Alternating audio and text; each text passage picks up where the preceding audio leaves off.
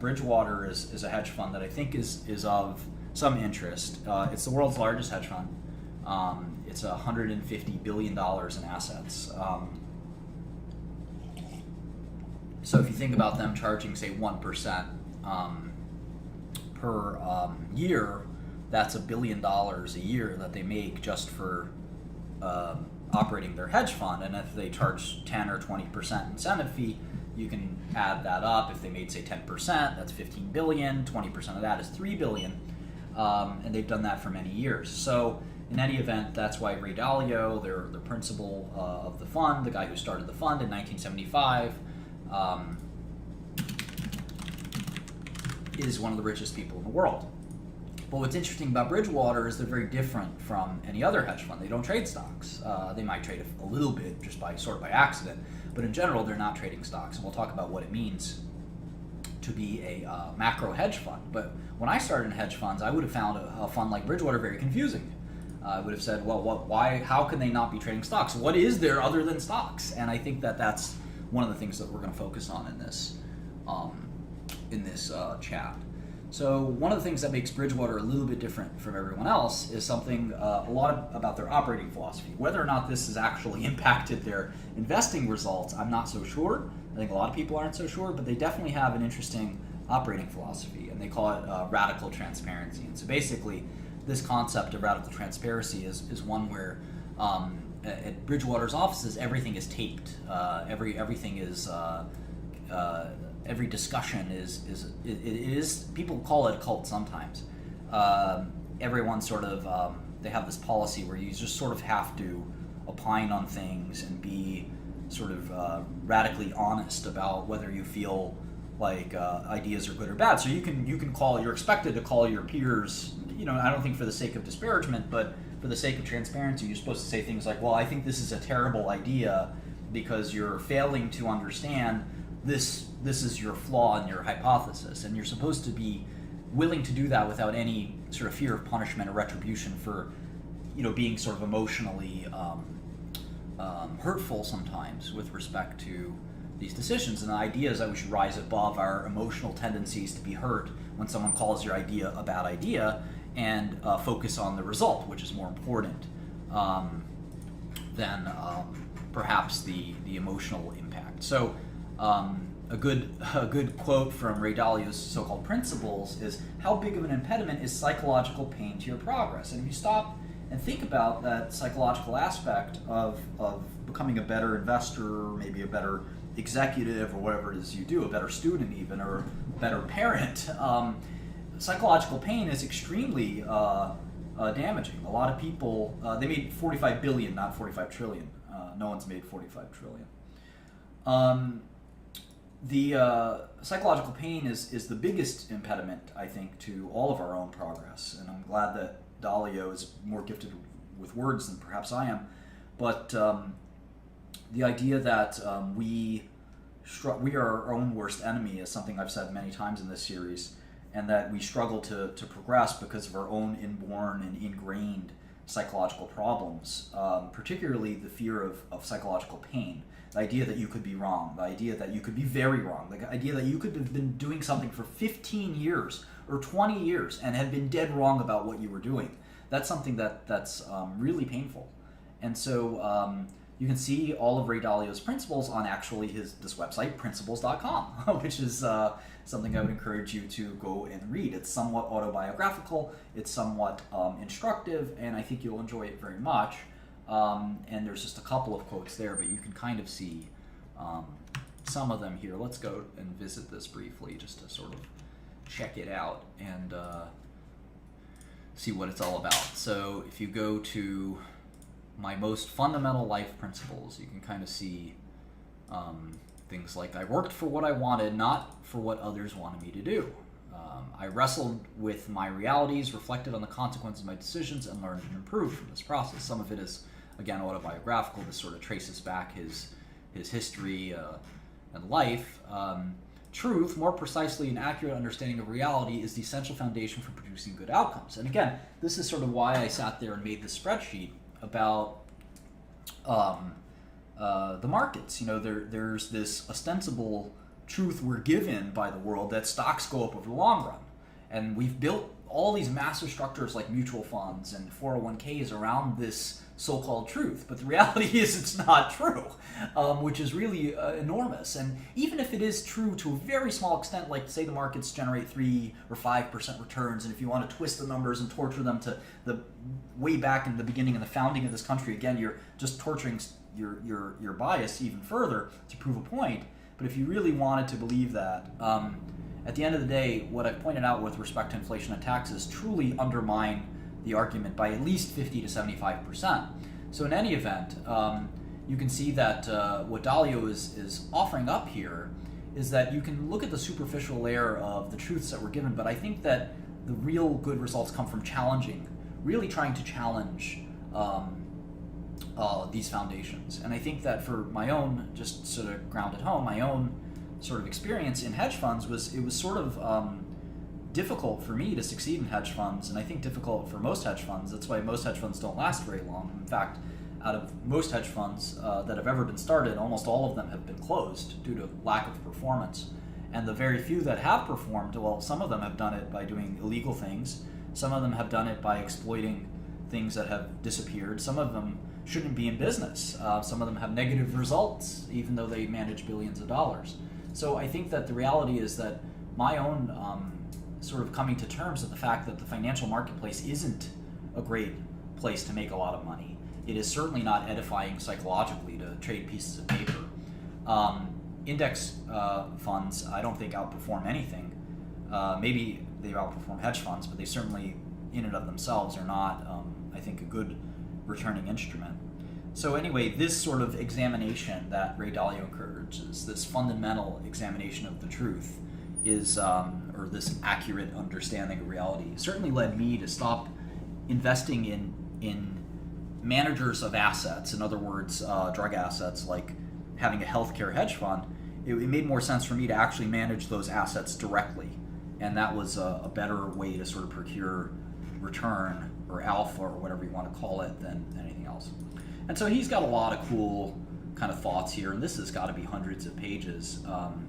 And you can see that there are these kind of management principles. Do not feel bad about your weaknesses or those of others. So he's like, this is a very Darwinian and cutthroat approach. And I think, like I've said, I can teach you about how to forecast cash flows and do that really carefully, but it's all meaningless unless you pair it with this sort of psychological perspective and rubric that allows you to be sort of efficient and capable of discharging some of those things that I've taught in the last lessons. Do not feel bad about your mistakes or those of others. Love them. Create a culture in which it is okay to make mistakes, but unacceptable not to identify, analyze, and learn from them. A lot of these are important. Don't tolerate dishonesty. Intellectual dishonesty is the most important kind of dishonesty. Plain old dishonesty is obviously intolerable, but intellectual dishonesty is the one that we're mostly focused on. Logical, unemotional discussions. Record almost all meetings and share them with the relevant people. This is maybe the most difficult of all. This idea that they record these meetings and make you watch them over again. I think there's a lot of people that have trouble with this. One, there's some practicality aspect to it, but the second is, I actually think that the time drain from doing that is less productive than actually doing it. But that's just my 2 cents. So anyway, I'll let you read this at your own leisure. But I do think here's the Jesus one: teach your people to fish rather than give them fish. Of course, we've read that before. So anyway, that's a little bit about Ray Dalio. Again, the most successful by dollars hedge fund on the planet in history. Ray Dalio's hedge fund Bridgewater has made more money, actual dollars, $45 billion for its investors. That's more than any hedge fund in history. I think Bill Ackman's hedge fund has actually lost money for his investors since inception. And part of this is due to the growth of assets under management. With assets under management growing, you end up, these returns are important. For instance, I guess I can show you what I mean here. What often happens in hedge funds, and this has happened, I think, to a lot of funds, maybe Greenlight Capital would be example, is that your returns look a little, let me get a thicker brush here. I like it thick. So this is your, let's say this is your assets under management, and it sort of goes like this, or I don't know, let me make it a little more logarithmic. And let's say this is something like 10 billion, and this is, I don't know, this is sort of like 100 million, maybe 1 billion here. So for the bulk of this fund's existence, it's been a sub $1 billion fund, and then it kind of becomes this really big hedge fund because of various herd mentalities. Let me just take my time to block some people here. All right.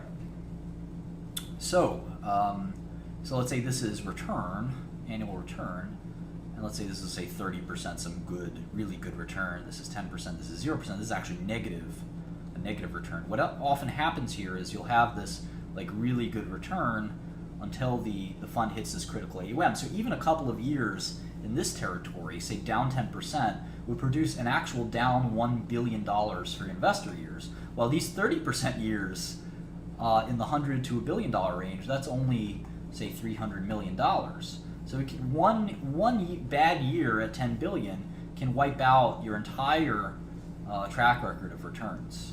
You can see how that works. And they say 2 bad years, and you really have done your investors a huge disservice. And a lot of hedge funds have that's sort of happened to them. But Bridgewater has thankfully evaded that. So what is a macro style hedge fund? We're going to talk all about what do they do. If they're not trading stocks, what the heck are they trading?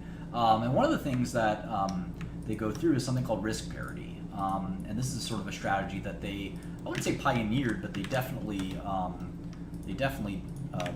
pioneered it in some ways.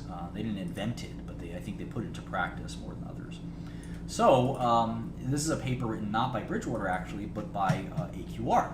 AQR is a quantitative hedge fund. It's a little bit different from Bridgewater, but they do have some similarities. And this is a 12-page paper that I suggest you print out and read. It's 11 pages if you exclude that, and maybe 10 pages or 9 pages if you exclude, maybe even 8 pages if you exclude all the disclaimers and whatnot. But you can see that there is a discussion about risk parity. It's basically an asset allocation concept. One of the concepts of risk parity, as you can see, is sort of embodied in this concept here, which is just basically at what point do we have our portfolio, here's expected return and risk, at what point do we have our portfolio 100% in these really safe securities? Here's the safest security of all, Treasury inflation protected securities. So TIPS are bonds issued by a sovereign entity, in this case the Treasury Department, our United States government, least risky security because what they are is they're bonds without the inflation return. So you're really talking about yields that are very, very, very, very small, sub 1% usually. And then you've got normal bonds, and these can be any kinds of bonds, right? They don't have to be treasuries, they can be corporate bonds.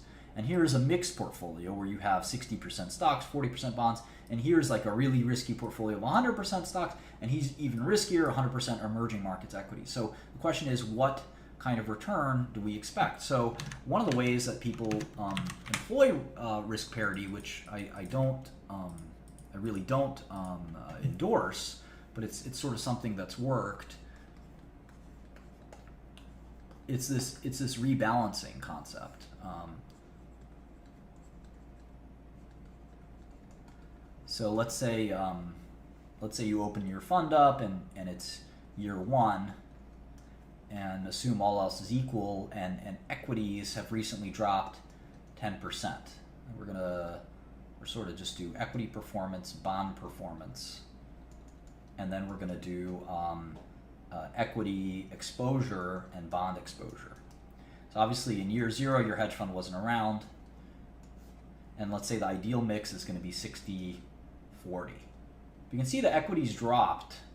So you might think, and I think this is a fallacy, but you might expect that equity performance is likely to go up. So instead of the 60-40, let's say there, in year 1 you might actually have a 70-30 allocation because you've gotten the juice out of the bonds, so you might expect a 70-30% risk weighting. So I don't know, let's say next year equities drop again. It's a big recession. Now, let's say bonds, I don't know, drop 5%. And so you didn't do too great, by the way, because you lost 7% on the equities, and I don't know, you lost 1.5% on the bonds. So in this year, you're down 8.5%. But maybe you beat your average fund. Your average fund might have been down 9% or 8%. I don't know. So let's say in the next year, you become even more. You expect equities will do even better. And lo and behold, there's a big rebound in the markets. Equities go up, say bonds go down another 5%, and you have this great year where you return, 16%. And so this is the idea. Then you might say, okay, you know what, I've had a lot of equities, I've been overexposed versus my 60-40, so I'm going to go down to a 50%. And your hope is that obviously you're sort of trading off the expected return with risk, and that's sort of the basic idea of risk parity. And this is one way that people implement it, and you can see here in this paper by AQR kind of how people do that. And the actual implementation of risk parity is different from maybe what I just described and how others do it, but that's one way to think about it. So let's turn our attention to sort of macroeconomics. And